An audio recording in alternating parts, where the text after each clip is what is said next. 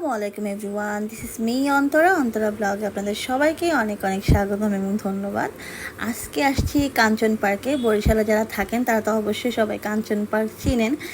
যদিও বা এই পার্কটাকে আমি প্রথম প্রথম যখন বরিশালে আসছি তখন বলতাম যে ফ্রি পার্ক, কারণ সব পার্কে ঢুকতে হলে একটা টিকিট কিনতে হয়, কিন্তু এই পার্কে ঢুকতে হলে কোনো টিকিট কিনা লাগে না। তখন আমি এই পার্কটার নাম দিয়েছিলাম ফ্রি পার্ক।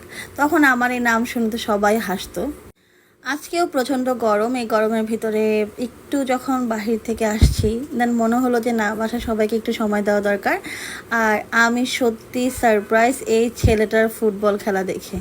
সে একটুখানি একটা বাচ্চা ছেলে, কি সুন্দর করে ফুটবল খেলে। আর দ্বিতীয় কথা হলো, পার্কে আসার কারণ ছিল এইটাই যে আরাফ একসাথে অনেক বেশি মানুষ দেখে নাই।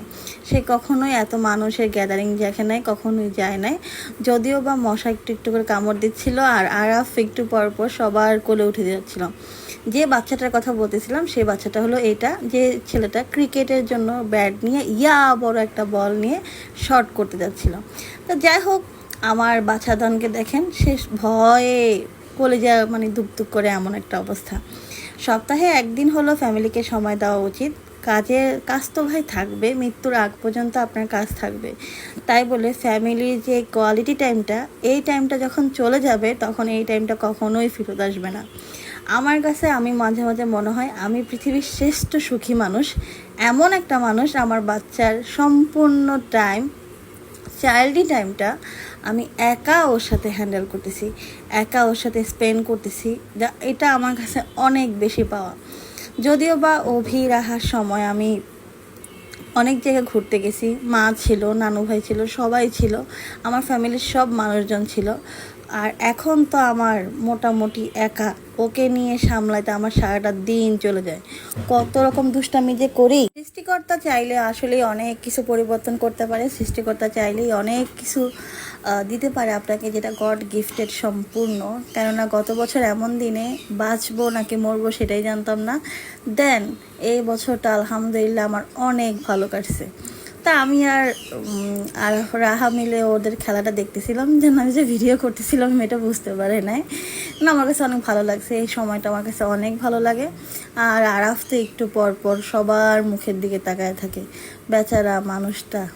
জীবন পরিবর্তন হবে, জীবন পরিবর্তনশীল, যদি আপনি জীবনটাকে সুন্দরভাবে পরিবর্তন করতে পারেন। কিছু কিছু পরিবর্তন আপনার এমনিতেই হয়, কিছু কিছু পরিবর্তন ভাগ্যের কারণে হয়, কিছু কিছু পরিবর্তন আপনি নিজেই করতে পারবেন। তো এত সুন্দর একটা পার্ক দেখাইলাম, অবশ্যই আমার ভিডিও দেখে সবাই লাইক এবং কমেন্ট করবেন। দেন আমরা হাঁটা শেষ, হেঁটে চলে আসতেছি বাসায় আসার সময় এই যে সে ওনারে নিয়ে হাঁটতেছিল আর আমি পিছনে পিছনে হাঁটতেছিলাম। এত সুন্দর একটা মোমেন্ট কাটাইছি আলহামদুলিল্লাহ। আমি চাই যে জীবনের প্রত্যেকটা সময় যদি ফ্রেম করে রাখা যেত, পরিবারের ফ্রেম, আসলে সেই জিনিসগুলো অনেক সুন্দর হইতো। বসে বসে বাদাম খাইতেছিলাম আর দেখতেছিলাম নিজেকে, যে নিজের একটা ছোটো মোটো একটা হাতির মতো লাগতেছিল, গুলো হাতি। তাই না, অনেক কিছু খাইছি। কাঞ্চন পার্কের সামনে অনেক কিছু পাওয়া যায়। কালারিং আইসক্রিমগুলোর কথা না বললেই না, অনেক সুন্দর আইসক্রিম পাওয়া যায়। এটা অনেক টেস্টি ছিল। বাদাম খাইলাম, আরও অনেক কিছু খাইলাম। দেন খাওয়া দাওয়া শেষ করে আমরা বাসায় চলে আসি। কিন্তু পার্কের সময়টা আমাদের কাছে সবার কাছে অনেক ভালো লাগে, এবং বিশেষ করে আরাফ আসলে প্রত্যেকটা মেয়ের দিকে তাকাইছিল। তারপর রাহা বলতেছে, আম্মু দেখো তোমার ছেলে ফ্লাটিং করতেছে। আমি যে বাবা, আমার ছেলে তো বোঝেই না যে ফ্লাটিং কী জিনিস। তারপরে তো অনেক সুন্দর একটা মোমেন্ট কাটাইলাম আলহামদুলিল্লাহ। এটা আসলে আমি মনে করি প্রত্যেকটা মানুষেরই উচিত তার ফ্যামিলির সাথে সময় কাটানো।